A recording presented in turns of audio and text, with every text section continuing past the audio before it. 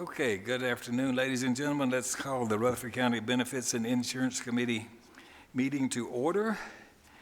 And you have received a copy of the minutes from the last meeting. Do we have a motion? Motion to approve. All right, Ms. Hickerson, do we have a second? Ms. Grace. Anyone have any corrections or additions? If not, all of you then in favor of this, please say aye. Aye. Any opposed? Thank you very much. Okay, Mrs. Street will now tell us about our financial condition. Mr. Mayor, before we get started, we have a new member I'd like for you to introduce to the Insurance Committee, and I believe Ms. Crace has decided to leave the Insurance Committee, so we'd like to take this opportunity to thank her for her service as well. So if you'd like to introduce our newest member, sir, that'd be Yes, good. sir. Mr. Joe Hafner, a longtime employee with our ambulance department. We welcome you and look forward to working with you. Okay. All right, so now we're beginning with Fund 264, if you refer to that report for the month of October. In our medical, dental, and vision self-funded claims, our per employee per month is $903 compared to prior year of $847 for a year-to-date average of $922 compared to prior year of $895. When we combine our on-site medical clinics, the total per employee per month increases to $941 compared to prior year of $892 for a year-to-date average of $965 compared to prior year of $926. In Fund 266,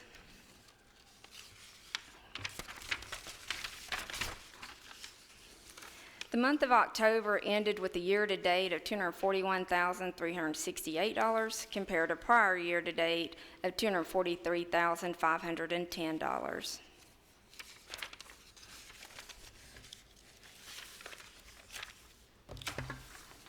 Okay, does anyone have any questions regarding the financial reports? Do we need a motion? No, sir. Okay, we don't need a motion to approve that, so I'm told. Okay, so we will then ask Mr. Good if he'll tell us about the workers' comp and OJI.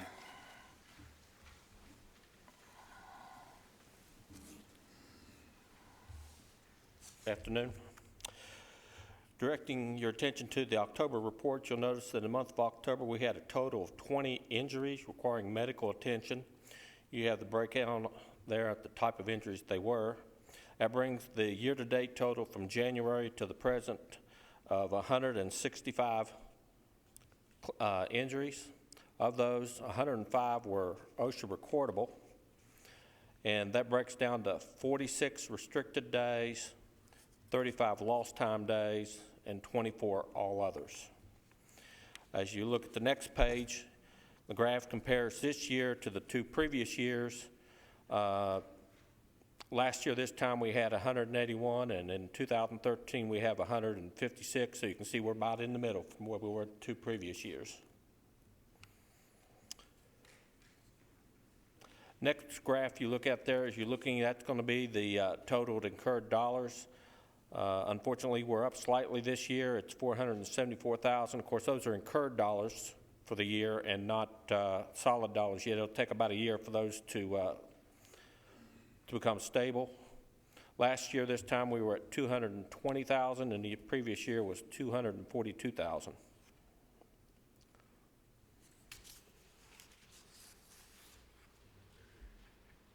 The net incurred dollars for the claims this month of October was $45,680. That broke down to that 14 of the claims were with the Board of Education. The incurred dollars there were $42,380, and the County General had the remaining six, and they're at $3,300. And then the last page of your report there, as you look at that, you'll see that they break down in the County General between the Sheriff's Department, Juvenile Detention, Animal Service, and Correctional Work Center for those 6 in the County General. Are there any questions at this time?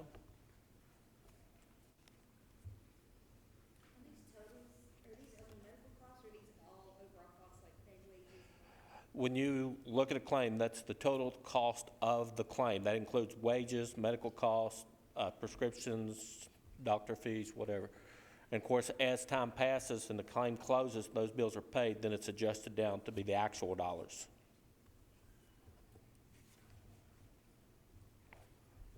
Okay, thank you, Mr. Good. Thank you. Appreciate that. Okay, Ms. Perrigan for a wellness update, please.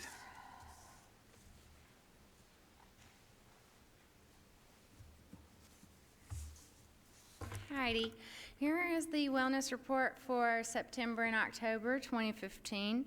The MedPoint and Smart Steps went to 3 Rutherford County schools in September and saw 58 staff, and 2 schools in October and saw 19 people there. MedPoint also had a lunch and learn and saw 22 people during September and October. Our touchdown to True Wellness, which was our 3rd quarter countywide programming, ended up with 168 participants that completed the 6-week program. For September and October, one-on-one nutrition coaching at MedPoint Clinic, there were a total of 59 consults. In October, we also had our annual wellness fair, and those numbers are in the next box. Our tally counter was at 865, and the other screening numbers are broken out for you. At the bottom where it says employees participating in 5 or more screenings was 181 people. That was really a big jump in number from us. Last year it was in 95. So it's almost doubled, so we're really happy about that. This is the biggest attendance we've had in quite a while. I heard a lot of good feedback. We gave 490 flu shots there, so I think it was a successful event. Then current and upcoming activities for November and December. November 30th is the deadline for the HRA online assessment at mycigna.com and the biometric screenings. The Form 2 Cigna by that date. Wellness on Wheels will continue to visit county schools and departments. The Life Services webinar for November is Quit Unhealthy Habits for the Great American Smokeout on 11/20. That webinar is online on the 17th. We are going to do a Stretch It Out program for our 4th quarter countywide programming, and that is, the registration has gone out and that has started this Monday. And I just wanted to give a little update about the biometrics and HRA, where we are standing right now. Just a little comment about the MedPoint clinics, because they've done a really great job in handling this volume in the last month and a half, and I just wanted to give some numbers. So we opened this biometric screening campaign in January, 1/1/2015 to 11/30/2015, and we had it open a long time so that the population could take their physical when they were used to taking it and have, the time spread out. From January to August, over 8 months, the MedPoint Clinic did 2,100 biometric screenings. In the last 1.5 months, they've done 2,030.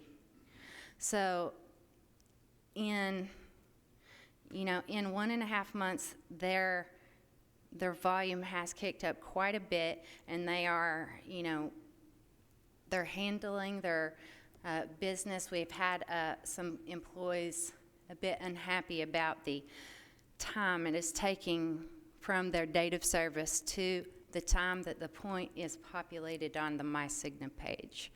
But I just wanted to take a quick minute to walk through this process with you guys. So I go into the clinic, get my blood taken, it gets sent off to a lab, 3 days for analysis. The MedPoint Clinic gets the results back. A provider has to review the results. It gets uploaded into a patient chart. Then the form, wellness form has to be filled out, faxed to Cigna. Cigna has to accept and process that form, and then after that, a weekly update to the My Incentive Awards page. So it's not, a snap move. If you get your blood taken in a day, your points aren't going to be there in a couple days. So since we have a short time before this deadline is up, I would just like to recommend that you tell your staff or any of your school, if they have not started this process yet, they can go to mycigna.com online, sign into their account. Anybody that had insurance last year already has an account, so they don't need to re-register. It takes about 10 minutes to do that portion. If they have not done their biometric screening yet, the MedPoint patient portal is available, and when the results come back from the lab, they'll be uploaded there. So I, for example, can log into my patient portal account right now, check my lab results, history, and it will give me the date of service, 10/17/15. So I can have proof right there that I've got my blood work, and I have proof on the MyCigna online site that my assessment's done. Because at this point, I'm not sure that there's enough time for the confirmation to process through. We had a lot of people that wanted to have confirmation, last year, and so we did make this available, but it only is going to be for a certain amount of time, right? And we have like 6 business days left or something like that. So I would encourage you guys to share with your folks. They need to keep their own documentation that they have completed this. Anybody have any questions? Okay. Barnes.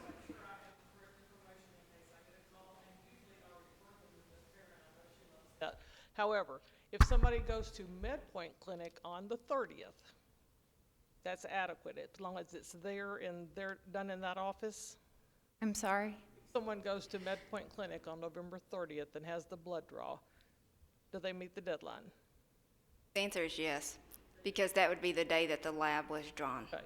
If they go to their doctor's office and have it done and have it faxed to Cigna that day, will that meet the deadline? Those are the types of questions I get, and I don't know how to respond to those.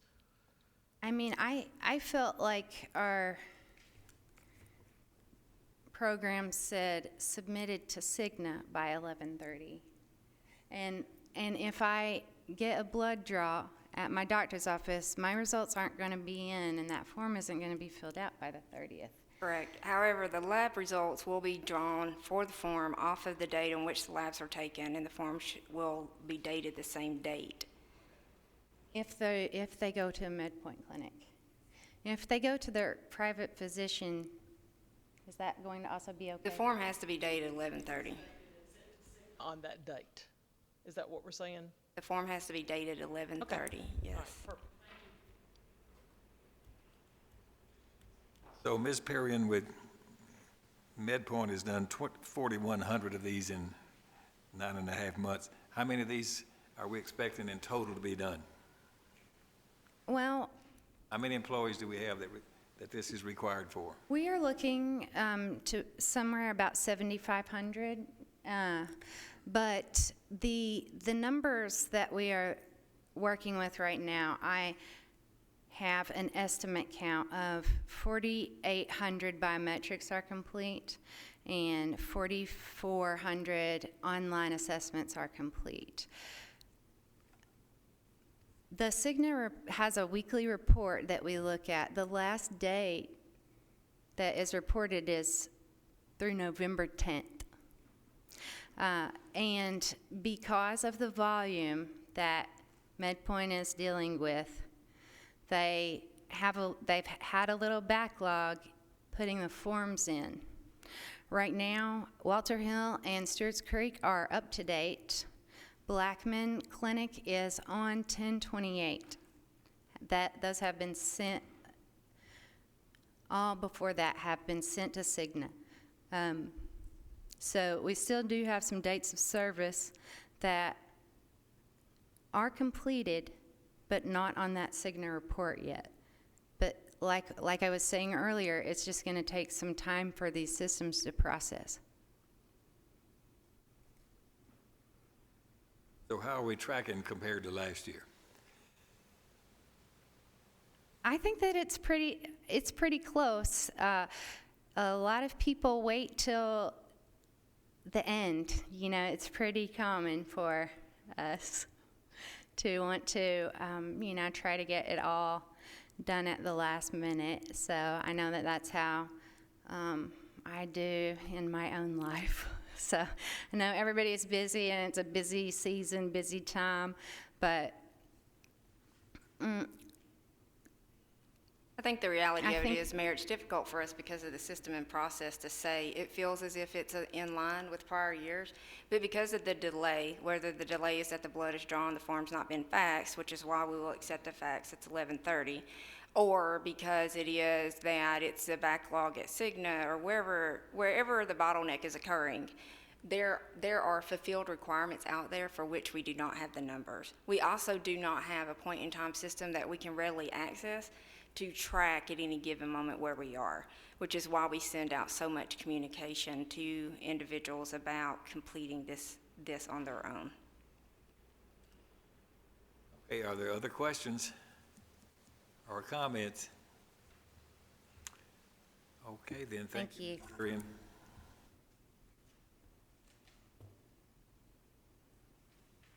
All right, Ms. Street, suppose you're going to tell us about our annual enrollment process here that we've just had? Or is this going to be, let's see, who's going to do this? Yeah. Sorry, I can't find my attachment. There it is. I am, sir. Thank you. Okay. Okay, so we've completed the 2016 annual enrollment period. We had 5,784 enrollment packets mailed. Of those, 4,855 employees elected medical benefits in 2016. We had 517 employees go online and actually complete the declination process. Of those 517, 26 declined as coverage does not meet my needs, 32 declined as I don't want to be insured, 17 declined as participating in domestic partners plan, 35 declined as participating in parents plan, 385 declined as participating in spouses plan, and 14 declined as too expensive. 412 did not complete the annual enrollment process. We had 188 employees drop coverage for 2016. This includes employees enrolled in all tiers, meaning employee, employee plus spouse, employee plus child, or employee plus family. We had 141 employees who will start coverage for the first time in 2016, meaning that they're currently employed but not actively in the medical plan during 2015. Of the 141 employees, 13 enrollments include a spouse being enrolled. All others are employee only or employee plus child or children enrollments. The impact of eligibility criteria for spouses to enroll for medical in 2016 resulted in 2,562 spouses enrolled there were 2,562 spouses enrolled in the medical program on November the 3rd, 2015. 1,374 spouses will be enrolled in the medical program as of January 1st, 2016. Resulting in 1,188 fewer spouses enrolled on the medical plan as of January the 1st, 2016, and projected savings were achieved through this change in spousal eligibility. Enrollment changes for 2016, meaning enrollment in terms of the plans from 2015 to 2016, showed that the deductible plan decreased participation by 22.73%. The HR plan increased participation by 16.12%, and the copay plan increased participation by 0.62%, so a little less than 1%. The breakdown of the enrollment for 2016, the deductible plan has a 26% participation rate. The The HRA plan became our highest enrolled plan at 44%, and the copay plan ended at 30% enrollment. The one thing also, and I can bring this back at the next meeting for formal approval, but the one thing that also revealed itself during this process is the impact to retiree benefits. And by that, we had employees who made the decision because their spouse was no longer eligible to be on the insurance, actually transitioned to their spouse's employer's coverage. What that did was provide a break in the years that they will be on the insurance plan leading up to their retirement. When GASB modifications were made to the retirement language, there was concern that people would not participate in the insurance program until the last 5 years leading up to retirement, and therefore they had not contributed ongoing throughout their employment at Rutherford County. Hopefully that rings a bell. That's what I had understood, so I hope I said that correctly. In the course of the 3 years that the retirement language was rewritten, it was then changed that the participation on the medical plan had to be consecutive years prior to and leading up to retirement. We provided a double whammy to these employees, and it was an unintended consequence.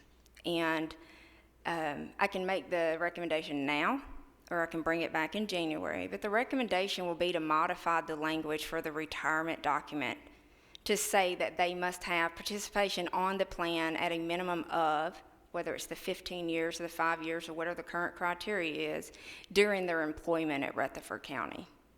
Now what that does and why that's important is for an individual who left to go to their spouse's employer's group health plan, they won't get credit for the years that they've been in the Rutherford County medical plan if we don't change this language. And for someone who has to be on the insurance plan 15 years leading up to retirement, that may be a hard thing to put in place, and it will actually disqualify some folks from retirement benefits if we don't take that action. So I will bring the document to you in January, and we can talk through it, and I'll make the recommendation then, unless you want to move forward today. But I think that we owe this to our employees. It was an unintended consequence, and I think that we need to fix this for them. So, are there any other questions about annual enrollment that I can answer? Okay, so I think you've offered, I believe you should bring the language that currently exists and bring us the language that you propose that would replace the existing Yes, sir, I language. will. So we can see specifically what we're doing in each of these Right. matrix components. Ms. Nolan?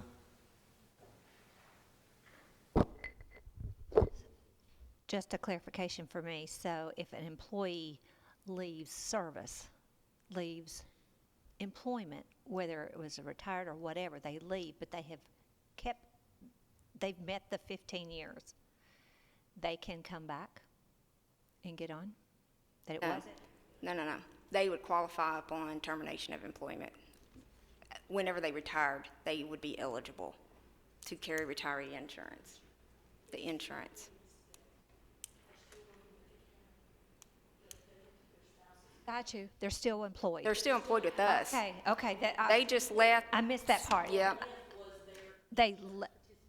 Gotcha. I was thinking they're leaving employment and because they coming didn't want back. to manage two different insurance programs. So when their spouse was no longer eligible, they're still employed here, but they decided to go on their spouse's group health plan. Well, what that did was break their eligibility, yeah. So I'll bring in the documents and let y'all see them. Ms. Harvey? Okay, I have a question about the 412 people that did not complete. Correct. Do we know if they were carrying insurance and they just didn't meet the deadline, or do we have any statistics on that? Or were they people that already was not on our insurance but just didn't go in and decline? Or was some of those people will be knocked off in January? So it could be well, it wouldn't be the people who are, had eligibility changes in January, because they would be the spouse and they don't complete open enrollment. So these would only be employees. So everyone, the 5,784 benefit eligible employees had a responsibility to go in and either elect or decline. Whether these 517, only 188 who currently had coverage in 2015 dropped coverage for 2016.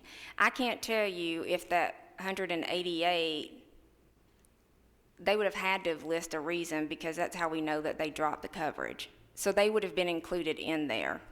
I'm asking about the 412. Right, I understand what you're saying. They were benefit eligible employees, whether or not they were people who currently have the insurance or not, we don't have that, yeah.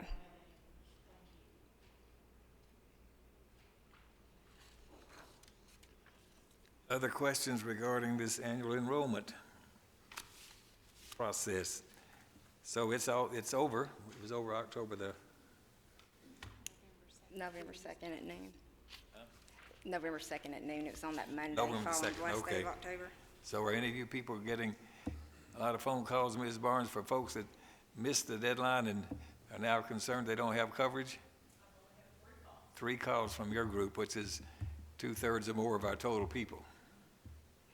Okay, well, maybe that's pretty good. Ms. Allen, On the 26th that declined coverage, saying that it didn't meet their needs, do we ever get any feedback from them to find out what it was they were looking for that we didn't offer? No, I did go in and look at some of them just to get an idea. As an example, the ones that said it was priced too high, I went in and looked at those, and I would find people who are actually enrolled in the HRA program, some as employee only. So I don't, short of calling them and talking through it, and as an employee, I don't know how they would receive that. That's all the information that we do have. I can tell you that through the review, just spot check of the ones I looked at, some of them didn't make logic, like the one that I just said, where they weren't paying premiums, but they're saying the insurance is too high. And perhaps that issue is that the HRA didn't meet their need and they need another plan, but they can't afford the next plan up. Perhaps that's what it was. But that's the extent of what we know, and that's what we have to have for reporting requirements, so we try to follow those guidelines. On the 412 that did not complete it, is there any consequence to us for them not completing it, or? That I'm aware of.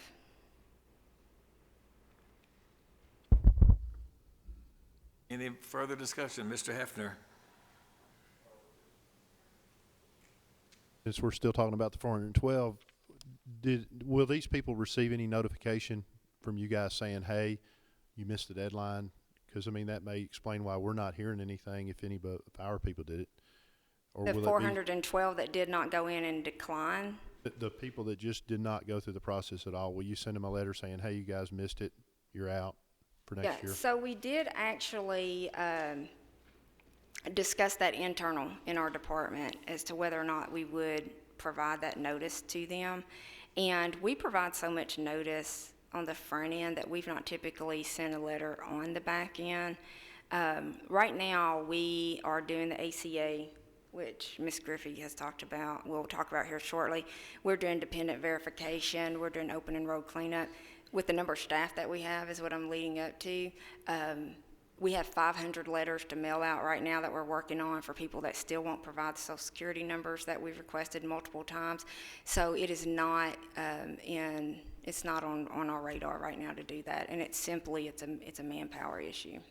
So there could be 412 people that, for whatever reason, they don't even know they're not on it. Happens 'Cause every they- year. They go to the doctor and they put their insurance card out there, and then they call us saying, I did this, and it happens every year. It's not just this year.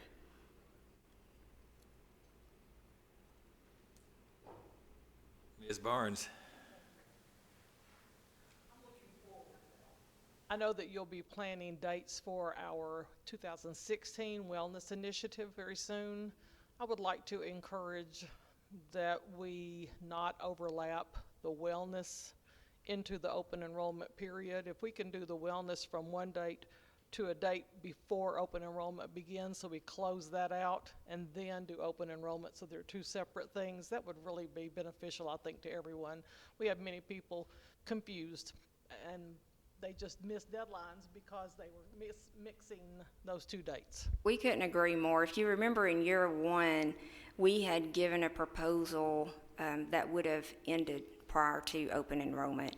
And because it was the first year and we wanted to take care of the employees, we actually extended it all the way into February of the following year. So then we adopted a time frame that gave them the maximum opportunity that still enabled us to handle it administratively by January. We would really like to shorten that time period. That would be great for our office.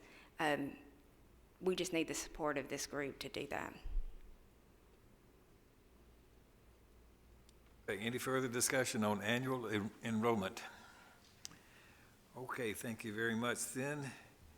And now we're going to talk about this federal reporting process, and Ms. Melissa Griffey is going to tell us all about that, I suppose.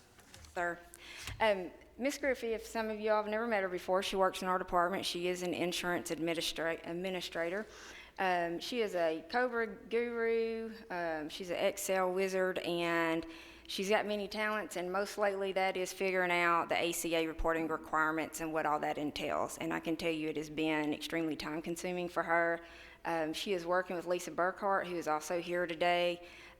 Lisa is with Cowan Benefits, and if you recall, we had purchased SyncStream. We did a one-year contract with SyncStream to provide the required ACA reporting as well as the dashboard, which allows us to determine who's eligible.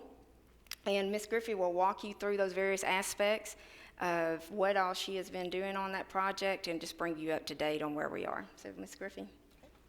Good afternoon, everyone. There's two separate parts to this project that I want to kind of try to explain to you today. And just to, in the sake of time and to keep me from getting tongue twisted, the Affordable Care Act is referred to as the ACA for short. So if you hear me say that over and over, that's what that means. And also, the forms that we are required to report this information on are the Form 1094C and 1095C. So I'll just refer to those as the forms. It gets a little tongue twisted there. Rutherford County, as Mrs. Street mentioned, purchased a contract with SyncStream, which provides an ACA compliance dashboard tool used to implement and document a process to track part-time, variable hour, and seasonal employees in order to ensure that we are in compliance. This module is set up to track safe harbor rules, which include a measurement period, an administrative period, and then a stability period. Over the last 3 months, as Mrs. Street also mentioned, I have devoted about 95% plus of my time and responsibility to learning about the complex ACA reporting requirements, building the payroll files for our various groups with part-time employees only, including community care, the airport authority, as well as our part-time ambulance service, county general, and Board of Education employees. This has been a larger effort than we did expect and has required a lot of help obtaining this data from Mrs. Nolan, from Mrs. Machoto with the ambulance service, Mrs. Clay with the community care, Lois Valance with the airport, as well as a lot of help from Lisa Burkhart, the compliance manager with Cowan Benefits. Also, I have enlisted some help from the prospective HR departments to make sure that our payroll files and information is up to date and that things are coded properly so it makes it more efficient to track this data. The first step to tracking this data component was to collect data and build a historical payroll file. This historical payroll file was gathered over a 12-month period that's called the initial look-back measurement period. To coincide with our benefit plans and our open enrollment and our plan year, we chose October 1st, 2014 through September 30th, 2015 as our look-back measurement period. The first phase of that initial look-back measurement period was to build the compliance module, and so we could track the average hours worked by part-time and variable hour employees. The initial historical files have been completed and have been sent to SyncStream import team to review for errors and to make sure that everything is correct before it's uploaded actually into the dashboard to begin the tracking process. Once these files are approved, they will be loaded into the compliance dashboard to document and implement a tracking method that is required under the ACA rules of average hours worked during this measurement period. The next phase in this is the administrative phase, and that started October 1st through December 31st of 2015. This is a period in which we will determine if any employee met the eligibility requirements as a qualifying full-time equivalent employee. In the event that we identify an employee that is full-time equivalent, the procedure will be to notify the prospective Human Resources Department so the employee can be made aware of their eligibility and an offer of coverage can be documented, as well as to implement the necessary changes required in the payroll system. The last phase of this process is known as the stability period. This stability period will begin January 1st, 2016, and will go through December 31st of 2016. This is the amount of time an employee is considered to be either eligible or ineligible for health benefits under this measurement, based on the measurement period determination. The period of time is locked in regardless of whether the number of hours they average during the stability period, during the course of the stability period year. Regardless if they fall below the threshold, they are still locked into the stability period if they're eligible. On an ongoing basis, with the help of the payroll groups, I will continue to upload monthly payroll files into this dashboard so we can do an ongoing maintenance and monitoring of the part-time and variable hour employees, again, to make sure that we are in compliance.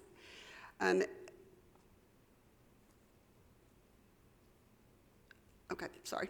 The second part of the project is the actual reporting requirements that are required. The Affordable Care Act requires that every individual person have minimum essential coverage, qualify for an exemption, or pay a penalty when they file their taxes for 2015. Applicable large employers are required to file informational returns with the IRS and provide statements to all full-time equivalent employees regarding health insurance coverage.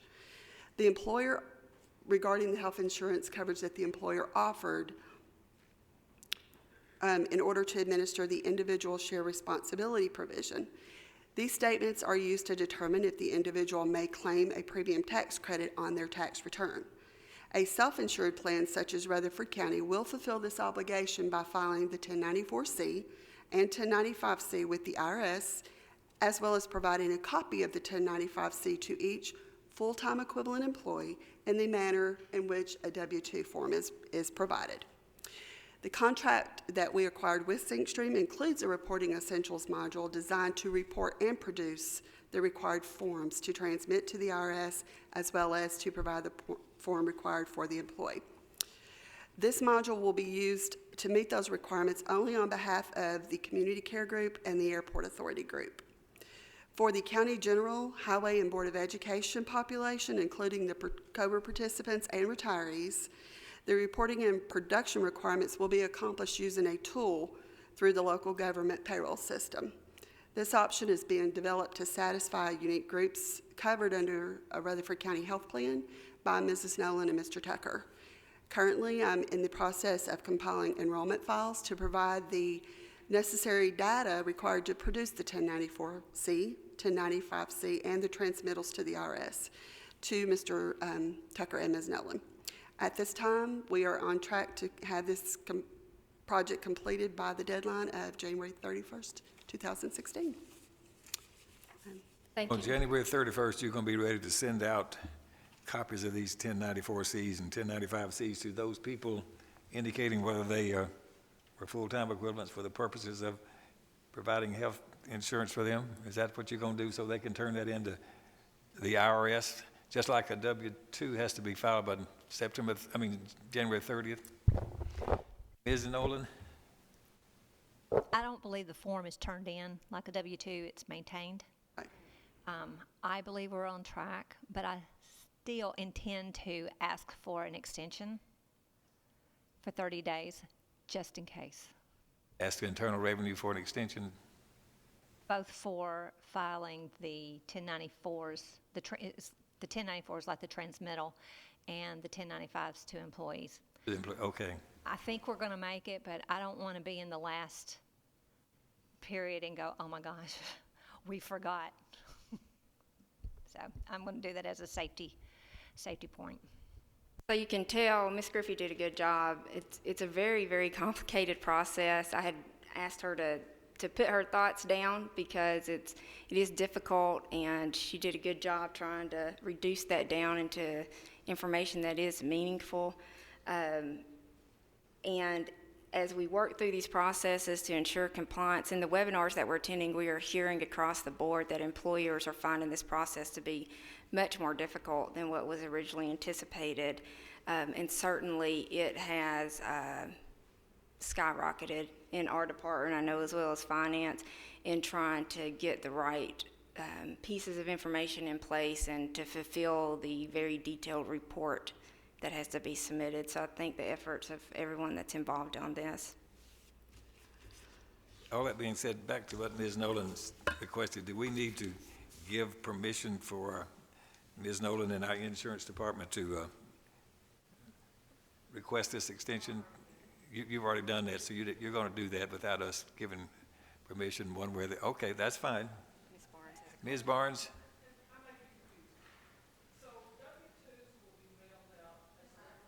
The regular time.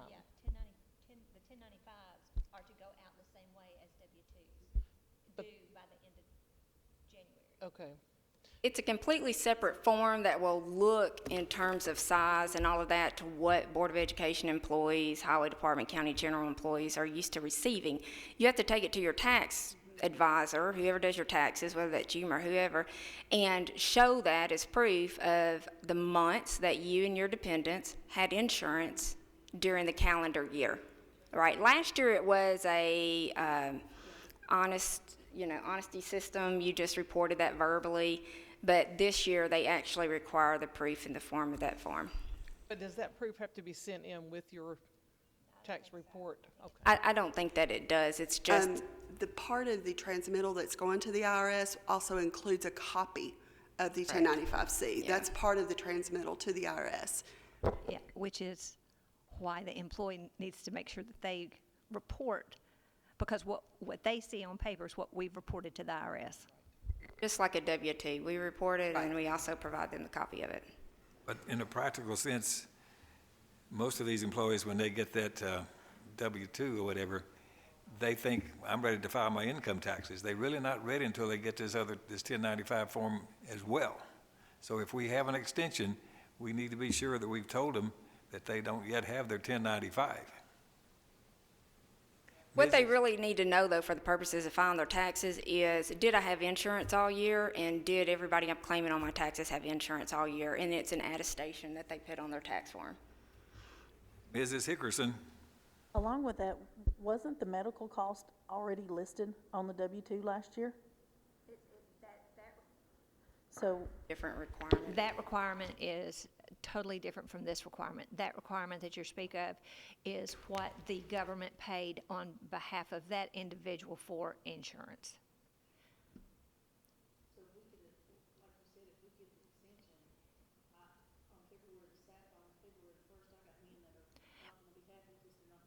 They can file their taxes.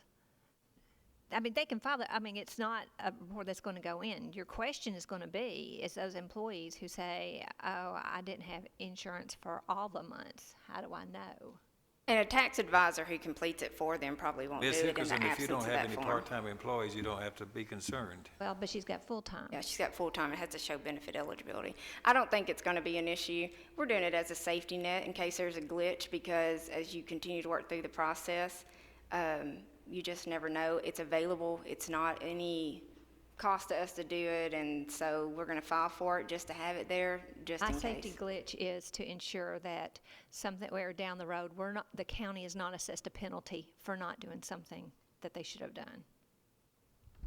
And once we get into January, we will send out information about, make sure that, this is what you're getting. This may be requested by your tax, and we'll do educational pieces on that. So whatever it takes for us to communicate properly with these employees about their status and their ability to file their income tax forms, please take note of that. So we will. Okay. Next on is any more questions on the federal reporting update? Another wonderful example of an unfunded mandate, and you can see the substantial time and dollars and effort it's taking us just to comply with this overly complex process that we don't know what the benefit of it is. Okay. Mrs. Street, the next agenda item is request for bid approval. Okay, so maybe 2-3 months ago, I can't remember, time flies, I had an opportunity to speak at the Board of Education to the board meeting about our program. And one of the conversations that we had in that meeting as well is compensation as it pertains to Cowan benefits. And what I am requesting today is to do a broker of record bid, and I'll walk through what that actually means in just a minute. But I think that what became evident to me in that meeting is there is a curve here of information that we need to provide that may not have been previously understood. So let me walk you through how brokers are currently compensated by Rutherford County. So you generally have two types of, you either have a consultant or you have a broker. A consultant is generally someone who gets paid a per eligible benefits member per month or employee per month. It's a flat fee, they get paid and they perform service as a result of that. The other way is through a commission override bonus based arrangement, and that is the arrangement that we are in right now. Cowan Benefits happens to have won many bids, which is why you predominantly hear us refer to Cowan. It's because they're on a lot of our lines of coverage. We also have direct relationships. And by direct relationships, that means that nobody is getting paid at all for bringing that program to Rutherford County. One example of that is our relationship with Cigna for stop loss, medical, dental, and vision. That relationship is net of commissions. There's no consultant being paid for that, and there is not any broker commission, override, or bonus being paid for that, for bringing that business to Rutherford County. Now, there is a total of $303,623 per 5,500 reporting from 2014 that was paid to Cowan Benefits. And that is all commissions for the following products. For the life insurance product, the long-term disability product, the short-term disability product, and the voluntary products, which was Allstate at the time. Cigna does pay $30,000 to Cowan Benefits.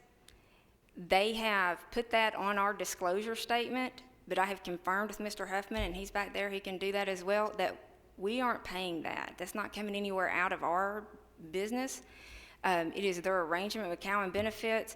They needed to attach it to a client, and they attached it to us, but that's nothing we've ever negotiated, agreed to, or anything of that nature.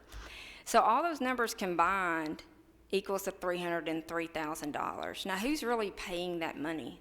It's the employees.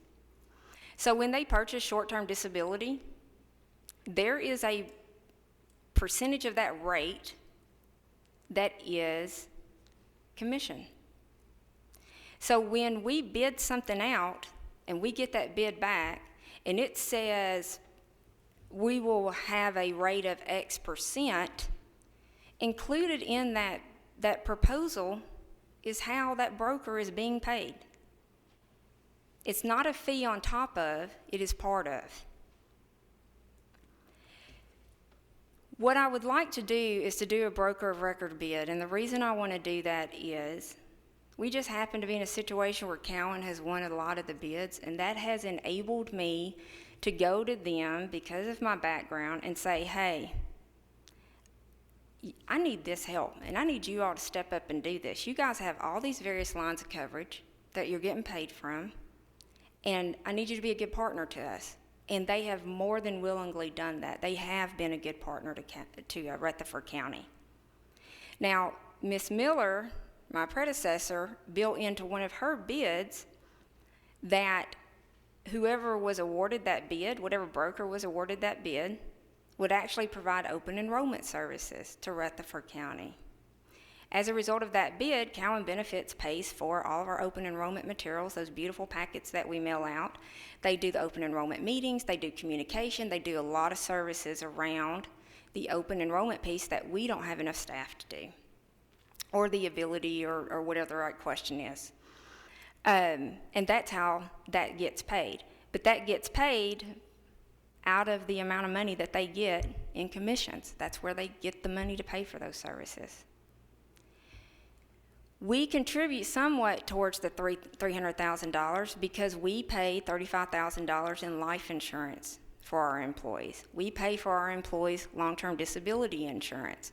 So in 2014, on the long-term disability insurance, we paid as part of our overall rate $50,335.30 in commissions. Built into the rate was commissions on long-term disability. That money went to Cowan Benefits. We need help in our department. There's a whole lot of work to be done. And we need to have that contractual leverage in place to get the work from someone who's knowledgeable about the marketplace, who can provide the support level that is needed to further enhance our program and offerings that we have. And that is why I'm recommending that we do a broker of record bid. So what would happen is we would release a broker of record bid. It would clearly define the expectations of that broker that would be awarded the bid. They would receive a percentage of everything except for property and casualty and the Cigna components, which I mentioned earlier, which is the stop loss, dental, vision, and medical, just like today. Those are not part of the commission base that I just talked about on the $300,000. Those would always continue to be in their current type of arrangement with net commissions on the Cigna aspects. The property and casualty is a totally different animal. And then we would set expectations about what all that entails for them to do. They would continue to provide the same level of open enrollment support that we currently have today. They would further assist with our ACA compliance. They would do procurement pieces for us. I can't tell you how much time I spend writing bids, working on bids, releasing bids, evaluating bids, those type of things. It provides additional assistance to us in lieu of adding additional bodies to our staff. The one thing that's good also about an arrangement like that is that you get the market information. So you have one broker who has different clients, then you get the perspective of what those other different clients are doing.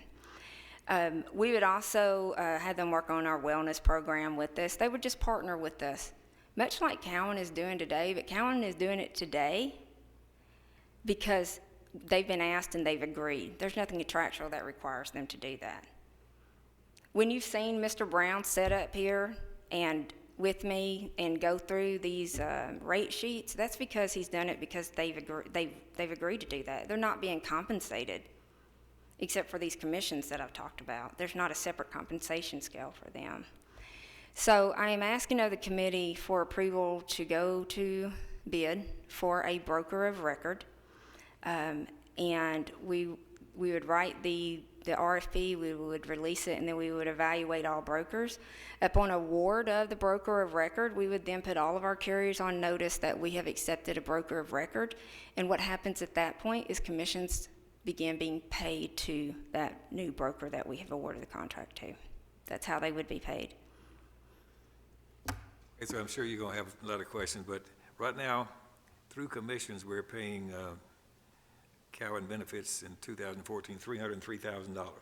Correct. So if we get any bids, if we don't get any bids better, lower than $303,000, are we still better off to do this or not?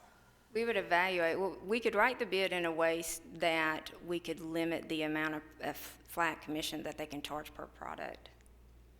There's various ways that you can structure their income. And I don't know, the person that we select for this is pretty critical that they have a wealth of knowledge, quote, whatever that might mean. So do you think it wise to initially do a separate RFQ request for qualifications that exclude those people that really are not equipped, or do you think you can craft the RFP whereby it can sift out those people carefully that really don't have the scope of experience and that we really want in place for this type of person to support us? I think that we could craft the bid in such a way that it would reveal those things, but we could certainly do it either way. There are a lot of companies in the national marketplace that have brokers and that offer various different programs. Certainly in my prior experience, I dealt with brokers all throughout Middle Tennessee and in their organizations that they represented. So you think it'll be fairly easy to sift out those and determine exactly who is perfectly equipped to do this kind of thing? Yes, sir. And I spoke with City of Murfreesboro, who actually released a bid. Let me see when it was. It's been within the last year, I believe, and they had ended up awarding the contract to Cowan Benefits. And I've obtained a copy of their bid. I'll continue to look at things like that to make sure that it is crafted in a way that it meets all of our needs. It was actually in 2013 that they did the bid. Questions that you may have as you're thinking about this. So sort of give us the 2 or 3 things that you think makes this an advantage over the current situation. Well, in the current situation, we're somewhat fortunate that Cowan Benefits has come forward with the best proposals. That's been very easy, but that could change. Every time we bid a product, we could have a different broker. I could sit here and have a different broker on every one of those lines of insurance that I just described. So now I'm trying to manage multiple brokers. We've got different people to go to every time that we have a product. You know, if we have an issue with the product, let's say we have an issue with a short-term disability claim, who's the broker on it? Go to them, get their assistance. Administratively, it could become very difficult. It has been easy in that over time, Cowan has been awarded more and more of the contracts because they brought in the lowest or best bid. There's a lot of work to be done in our benefits program even now, and we've not added anyone to our staff with the exception of a part-time person that we've just added as of 7/1. If you recall, during budget, I talked about, this has been 2 years ago, I believe, we have grown over 500 individuals on the Board of Education, and we haven't added anyone. How long have you been here, Ms. Dodd, with the county? 2001. Since 2001, and she's been the only representative for the Board of Education employees since 2001. And think about all the schools that we've added. And healthcare itself is becoming more complex, and the requirements such as ACA are becoming more complex, and all the things that we do have become more complex. We haven't added staff, and we need some help. We need some assistance, and we need it structured in a way that we can get that assistance, and the contract would do that for us. So this approach, you think, will give us more assistance for hopefully lesser dollars than we're currently spending through the broker of record? Even if it was the same amount, at least we would have a contractual relationship, so there would be a defined set of deliverables. And when would we take these bids, and when would the new contract be effective? About what is the time frame? So ideally, we would have the new contract in place no later than March 1. I've got 3 bids that need to go out in the spring. So I would like some assistance with that if possible. If not, I can do them myself, as I have in the past. But if we're going to bring someone in, we would certainly want to have them go ahead and be the broker of record and work on those bids. Okay, and I'm sorry I'm asking all these questions, but I just want to be sure we've had a thorough review of this. Now, you mentioned there were 2 approaches. One could hire a consultant, which we would pay a per month fee or per employee or per year fee or whatever per employee, versus the broker of record. And tell me what you really think are the primary differences between the consultant approach versus the broker of record approach. Depends on how we want to pay them. So we can either continue to pay them out of the commissions that are built into the rates for products that are majority employee paid, or we're paying it out of the insurance fund. And I can tell you that if we're going to go to a consultant arrangement and pay it out of an insurance fund, let's say that someone quotes a $2 fee, $2 per eligible individual per month, right? Employee per month. It's about 6,000 people. You're looking at $144,000 a year. Well, that's great. That's half of what we're paying, or less of what we're paying today. With 3 people, I could probably hire 3 full-time people for $144,000 a year, even with their benefits, and I can work them full-time. Versus a broker at $144,000, who I'm one of, or a consultant, I'm one of how many clients that consultant is working with. So that's really what the difference is. It is how they are compensated. It's either going to be part of the rate, or it's going to be a per eligible employee per month, and then that gets paid out of the insurance fund. So you believe I believe, since you recommended the broker of record, you think that's It's our the best current, value for the cost associated therewith? it's our current structure. It's a structure that has worked. It's been in place for the county for many years, since Mr. Sheep was no longer the consultant of record. I'm not necessarily opposed to either approach. I'm just telling you that if you came to me and said, Melissa, how do you want to spend $150,000 out of the insurance fund? I'm going to tell you I need people. Okay, all right. Some of you must have some other questions as well. Anyone have a question? That she's asking us to give permission for her to craft a bid for a broker of record over the next couple of months, and get this done and reviewed, and a person selected and chosen before March the 1st of next year. Is that summarize what Yes, you sir. That's what correct. you want this group to think about? Mrs. Barnes? I'd like to go on record and state that the school board has expressed concern about issuing a broker bid and would prefer a consultant over a commission-paid broker. Have any documentation for the validity of their reasoning, or? Okay, I think the concern was the endorsement of products through a broker versus the search as an individual looking for products on their own. I've heard that conversation, but I don't have any other specific documentation. Dickerson has her mic in hand. Okay, just for understanding on the paying part, maybe for everybody to understand. A consultant is gonna have to be paid by everybody that basically uses the insurance fund, whether it be medical or, let's don't even look at life because they fall under that, but through medical. I may have medical, and the consultant is gonna be paid out of my medical premium to the county, okay? And as an employee, I may not choose short-term disability or any of the volunteer products. Let's don't look at life and because that's just county gonna do it anyway. Let's look at short-term and voluntary products.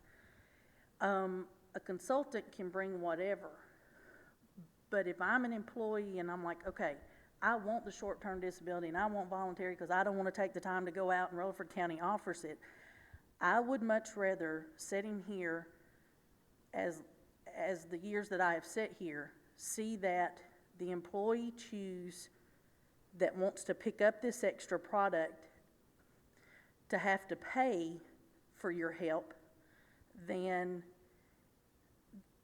the whole big pot of the Marys that don't want that having to pay a consultant. We're already doing this, and we've done this for several years because we've not had Mr. Shoup for several years. We've been doing this, and all you're really wanting to do is have a contract that says, okay, Cowan, you have to do this. Or whoever, yeah. Or whoever. Whereas now, Cowan has done it out of the goodness of their heart to say, yes, Melissa, this is what we do. And I feel that if we had a broker of record, you would have more consistent help, you know, that if Cowan or whoever would have you a one person that deals directly with Rutherford County and can do that for what our means are and everything, instead of the consultant that, yes, he has other things, and yes, there may be one person, but ever how many people are on the medical would have to pay that person, and not the people that are actually picking up the extra products that Rutherford County don't have to offer. It's the same group of folks. I mean, it's going to be the same Cowan benefit type people, regardless of whether we say we're going to hire a consultant at a flat fee base or they're going to be a commission base. It's going to be the same people submitting responses in. It's just how they are paid. One of the things I will say on a broker, and this speaks a little bit, Ms. Barnes, to what you're saying, is on a commission-based arrangement, let me say that, because they could be called a broker or a consultant, they're motivated to bring the best products in at the best price. And the reason they're motivated is because the more they sell of it, the more they get paid.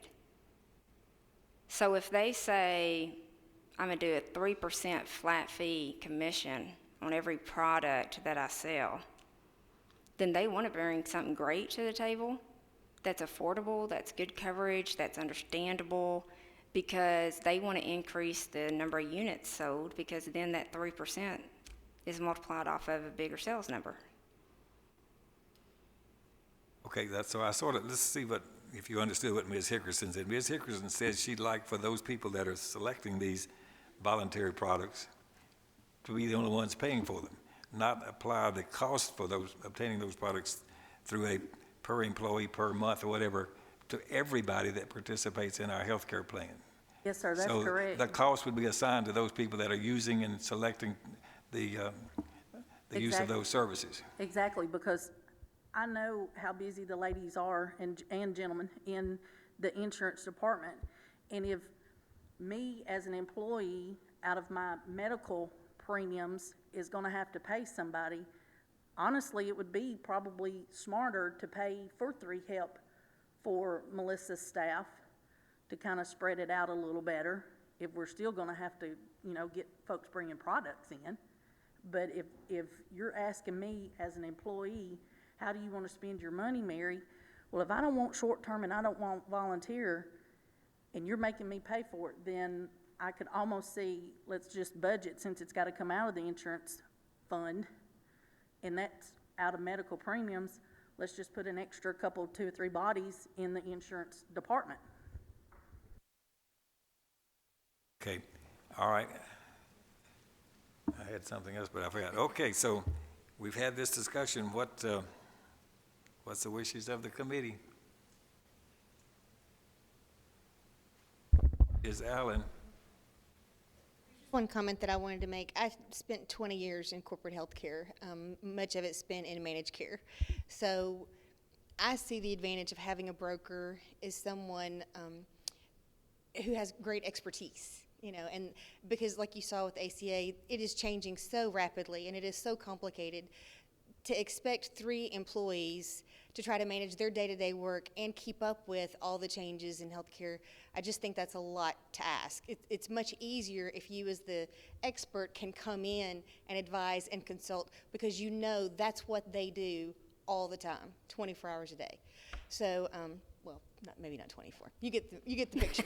But so yeah, I'm very much in favor of the broker of record, just because of my past experience, and I know the value that it would bring to you and your team. I think it would be a much better bang for the buck. And I do want to clarify one thing. On the consultant, you said that we would pay for everybody who was eligible. That's whether they participated or not? That's correct. Okay. So if you do it only through the premiums, then it's kind of like, I think of it like a toll bridge. It's a user fee. The people who are using are the ones who are paying. Right. It's just like now, we have fees that are built into our medical premium because, operational costs, there's other things, and it's built in eligible, whether they ever use that service or not.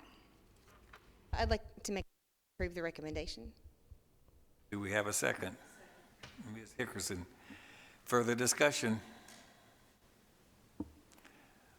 Okay, then. All of you in favor of that, please say aye. Those that are opposed? Mrs. Barnes, all right, let the record reflect that she voted no. All right, so Mrs. Street, your authorized at this point to move forward with preparation of your RFP, and we'll go from there. Is there any other business that needs to come before this committee today? All right, if there's no other business, then thank you very much. We appreciate your participation. We are adjourned.